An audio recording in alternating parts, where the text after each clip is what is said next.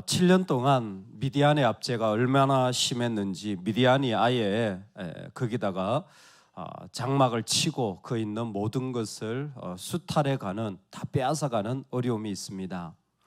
그리고 기드온이 등장합니다. 기드온은 어떻게 등장하냐면 지금 미디안 몰래 그 포도주터를 만들고 거기에서 수확을 거두는 그런 장면입니다. 왜?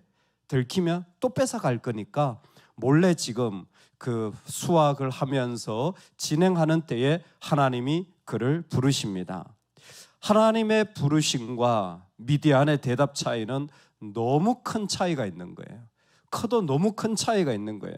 하나님은 기드온을 큰 용사여라고 부르십니다. 이 말은 예전에 르우벤, 갓, 므낫세가 전쟁에 참여할 때 용사들아, 너희들은 형제들보다 먼저 앞서 건너가라. 이 요단 동쪽에 정착한 사람들을 부를 때에 그때 용사라는 그런 표현을 지금 기드온에게 하면서 하나님이 기드온을 큰 용사라고 하는데 정작 기드온은 자신을 작은 자라고 말합니다. 나는 므낫세 중에서도 우리 또 그 집안 중에서도 제일 무능력한 사람입니다. 왜 이런 영적인 갭 현상이 일어나는 걸까요? 분명히 하나님은 용사라고 했으면 용사잖아요. 근데 정작 나는 느끼기를 용사가 그냥 완전히 이건 쫄병도 할 수 없을 정도의 그런 너무나 무능력한 내 모습을 나는 보고 있는데 왜 이와 같은 너무 다른 말들이 이어지는 겁니까? 생뚱맞다고 표현할 수 있겠죠. 여러분, 우리도 가끔 이런 영적인 격리 현상을 경험하게 되는 거죠. 말씀은 다 좋은데 나는 그게 하나도 안 들리고 내 모습은 그것과 너무 다르다라는 거죠. 그렇게 말씀해 주시는 것도 참 맞는 말인데 뭐 성경이 틀린 말 하겠어? 그런 마음을 가지면서도 정작 나를 보면 이 모양인데 이런 모습인데 라는 것을 지울 수 없는 이런 영적인 너무 큰 차이가 나는 거죠. 여러분, 여기에는 너무 중요한 한 가지, 우리가 크게 놓치는 한 가지가 있기 때문에 그렇습니다. 우리가 하나님이 우리를 용사라고 부르시는 이유는 한 가지 이유 때문이에요. 뭘까요? 하나님이 함께 하시기 때문이에요. 여러분, 이 조건이 빠지면 아무리 많이 가진 자도 작은 자가 되고요. 이 조건만 있으면, 하나님이 함께 하신다는 것만 진짜 믿겨지면 아무리 능력 없는 자라도 하나님은 용사로 세우시는 겁니다. 여호와는 나의 목자시니. 그 사람이 전쟁에 다 이기고 고백했습니까? 아니잖아요. 우리 모두가 알고 있듯이 그는 그저 하카톤, 아무것도 아닌 말제 아들, 무능력한 목동일 때 그는 하나님을 고백하게 되어짐으로 하나님 앞에 서는 자가 되어진 거예요. 지금 기드온에게 일어난 일은 다른 것이 아닙니다. 우리에게는 너무나도 중요한 관점 하나, 하나님이 함께 계시는가? 사실 이 기드온이 자신을 평가할 때 나는 므낫세 집안 중에서도 가장 작은 그 가족 중에서도 가장 작은 자입니다. 저는 성경을 보면서 므낫세는 왜 이렇게 땅을 많이 받았대? 동쪽에도 절반을 받고 서쪽에도 절반을 받고 얘들은 아주 그냥 어마어마한 축복을 받은 지파예요. 거기에 자기 아버지가 받은 땅이 작다고 하는 걸, 기본적으로 땅은 받았잖아요. 기본적으로 땅은 받았잖아요. 그러니까 그 집안에 있는 거잖아요.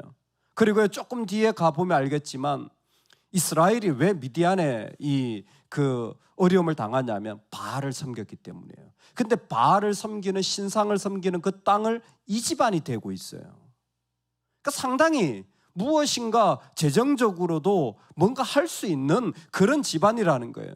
여러분, 이건 정말 인간적으로는요 끝이 없어요. 사람은 항상 하나님 섬기려고 하면 작아요. 신기하죠? 저는 진짜 신기한 것 같아요. 자식을 섬기려고 하면 항상 어디에서 나오는데 하나님을 하나님을 섬기러 가면 항상 없어. 인생의 미스테리. 놀렐루야. 이 땅에 있으면서 하나님께 가려고 하면 항상 무엇인가 없어요. 인간은 그런 것 같아요. 왜? 하나님이 함께 하심을 믿지 않으면요, 늘 나는 작은 자예요. 늘 나는 작은 자예요. 이게 우리의 죄성이고 참 아픔인 것 같습니다. 근데 실제로 이 일을 통하여 하나님이 그에게 도전하시는 거예요. 내가 너를 보낸 것이 아니냐. 함께 하심에 대한 도전에서 하나님은 기드온에게 한 가지, 내가 너를 보낸 것이 아니냐. 12사사 중에서 기드온의 제일 큰 특징은 한 가지입니다. 그의 사역도, 그의 일도, 이런 일들은 다 다른 사사들도 했어요. 근데 유일하게 기드온만 하나님이 직접 나타나셔서 기드온을 부르십니다. 12명 중에 유일하게 하나님이 직접 그에게 자신을 나타내셔서 그를 부르실 때 내가 너를 보낸 것이 아니냐. 너 자신이 아니라 너를 부르고 보내는 분에 대한 신뢰를 쫓아가라는 말씀입니다. 할렐루야. 내 자신이 아니라 나에게 계시는 주님을 더 신뢰하고 쫓아갈 수 있기를 주의 이름으로 축원합니다. 이게 믿는 자의 삶의 축복이면서 능력의 근원입니다. 예전에 드라마 대사 가운데 그런 게 있었어요. 파리를 쫓아가면 똥간에 가고 벌을 쫓아가면 꽃밭에 간다. 아, 근데 참 좋은 대사다라는 생각이 들었어요. 뭘 쫓아가느냐? 부패한 나를 쫓아갈 거냐? 아니면 결국 나를 이기게 하실, 구원하실 주님을 쫓아갈 거냐? 하나님은 직접 기드온에게 내가 너와 함께한다. 내가 너를 보낸다. 자, 기드온아 일어나라. 그런데 웬일인지 기드온은 일어나지 못합니다. 왜냐하면 하나님이 안 들리고 하나님이 함께 계심을 고백하지 못할 때에 그 깊은 곳에 잠재의식 속에 있는 우리의 가장 큰 죄성은 하나님에 대한 의심입니다. 믿는 자에게 하나님 의심하느냐 묻는다면 저는 하나님 의심하지 않습니다. 근데 하나님 따라갈래? 그러면 못 따라가요. 왜요? 사실은 의심하고 있기 때문에.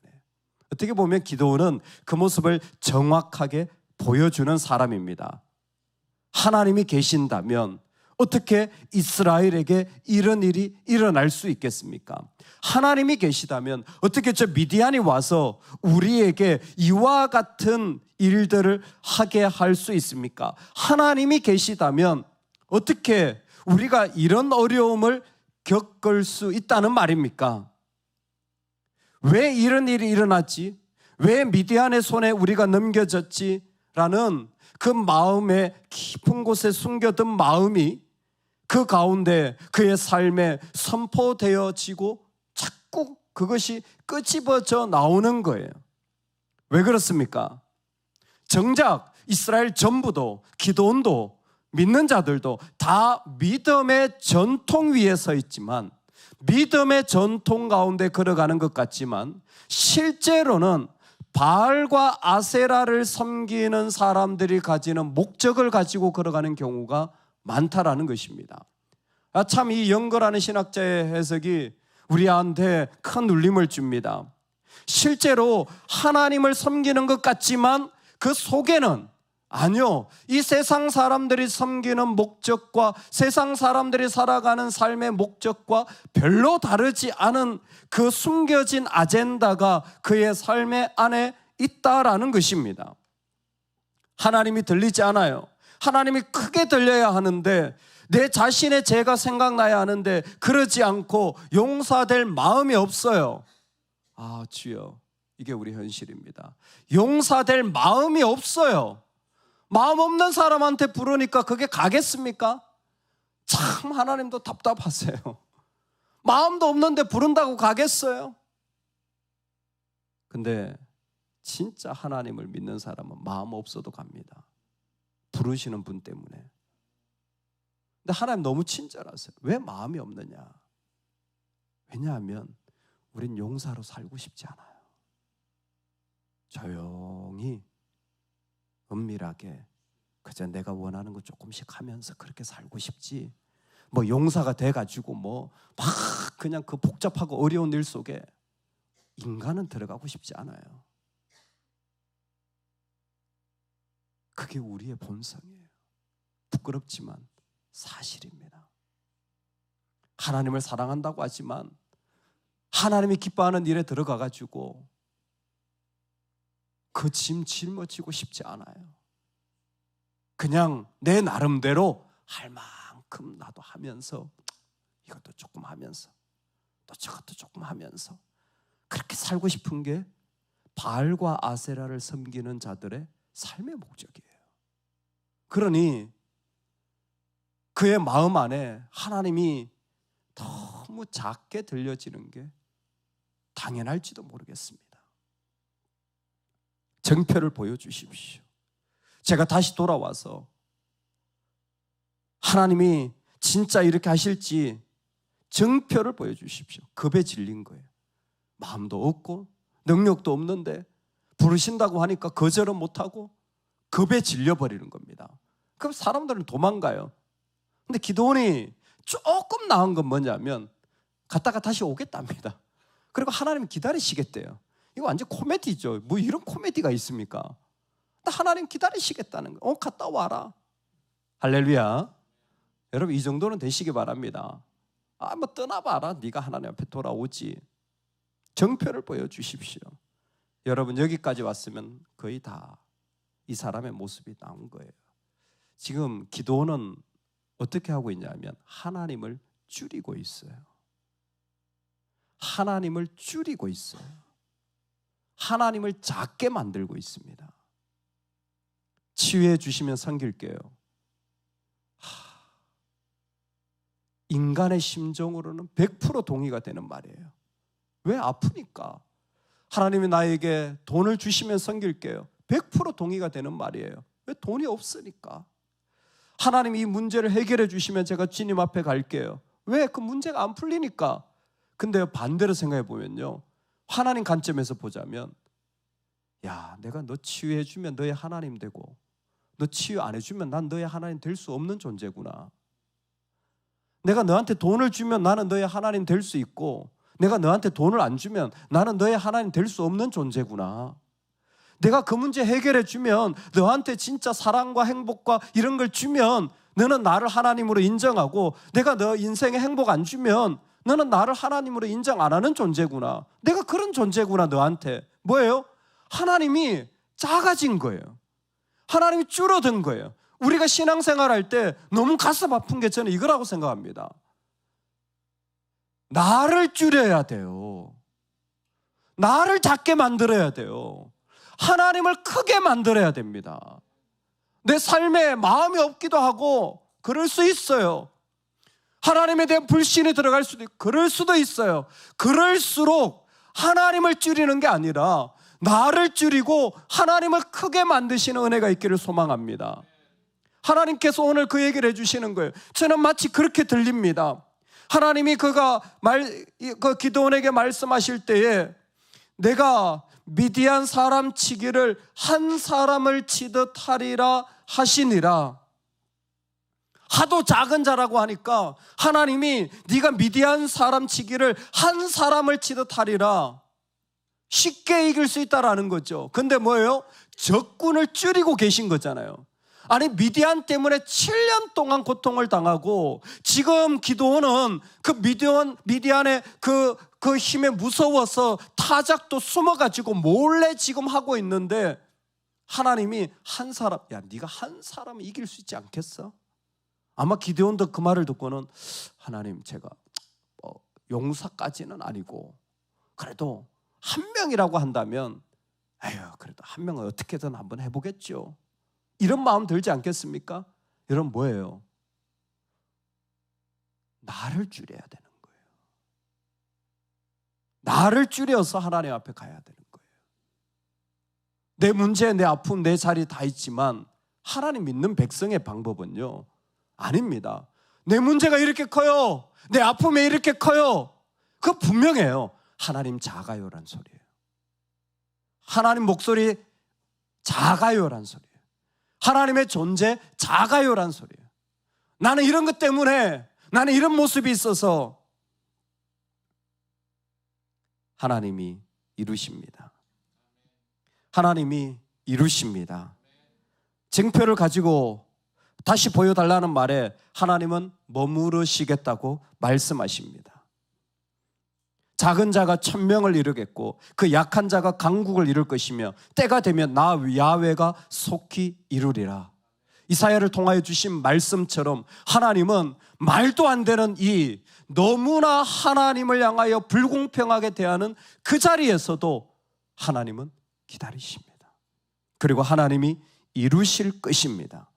그러니 작은 자라도 1000명을 이루고 약한 자라도 강국을 이루실 하나님 앞에 은혜의 선택을 해 나갈 수 있기를 주의 이름으로 축원합니다. 모세는 말을 못했어요. 다윗은 양치는 자였습니다. 예레미야는 아이라고 했습니다. 마리아는 비천하다고 했어요. 인간은 전부 하나님 앞에서 작은 자입니다. 그러나 그 중에 어떤 사람은 은혜의 선택을 해나가요. 구원받은 자들입니다. 주님의 은혜 때문에 여기까지 왔다면 나와 함께 하시는 그 주님의 은혜로 말미암아 앞으로 내가 걸어갈 것을 선택해 나가는 거예요. 내가 그만한 용사냐 묻는다면 나도 알고 그 사람도 알고 세상도 다 알아요. 뭘 하겠어?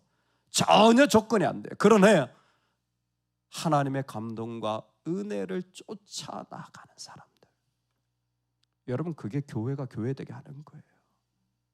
교회가요, 돈 가지고 시스템 가지고 사람 가지고 결정하기 시작하면요 다 느껴요. 일은 되는데 은혜가 없어요. 근데 이상하게 돈도 없고 사람도 없고 힘도 없는데 하나님이 주신 것 때문에 씨름하면서 가면 은혜가 그 가운데 있고 사람이 살아납니다. 여러분, 교회 생활하면서 이거 경험하셔야 돼요. 우리 신앙생활이 뭡니까? 저는 똑같다고 생각합니다. 은혜의 선택을 하는 거예요.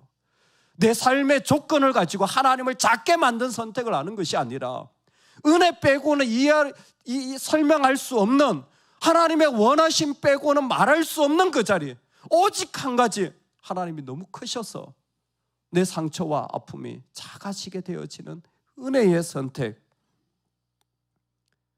기도는 정말 작은 자였고 미디안에 대하면 부족했는지 모릅니다.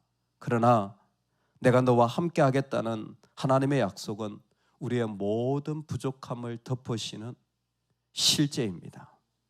지금 이 기도원의 순간까지 그랬고 앞으로도 임마누엘로 오실 예수 그리스도를 통하여 우리의 모든 약함은 그분의 은혜로 덮어지며 우리가 천국 가는 그날에도 그분의 은혜로 우리의 모든 부족함은 덮어져서 하나님 앞에 서게 될 줄로 믿습니다. 사랑하는 여러분, 하나님 우리를 큰 용사라 부르시는데 우리는 자꾸 작은 자라고 말합니다. 이 영적인 갭이 일어나는 것은 우리에겐 말로 고백하지만 하나님이 계십니다, 하나님이 원하십니다라는 것을 작게 붙잡을 때입니다.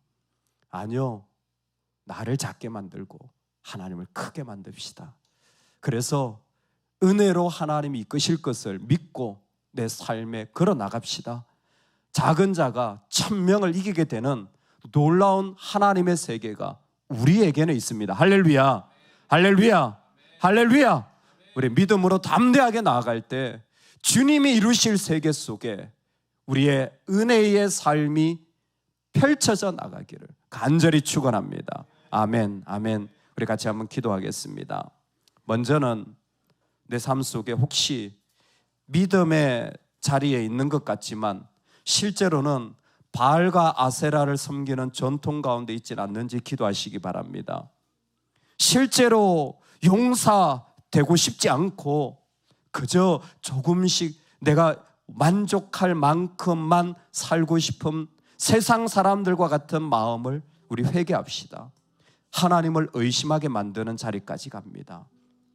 우리 안에 믿음을 달라고, 은혜를 충만하게 달라고 기도합시다.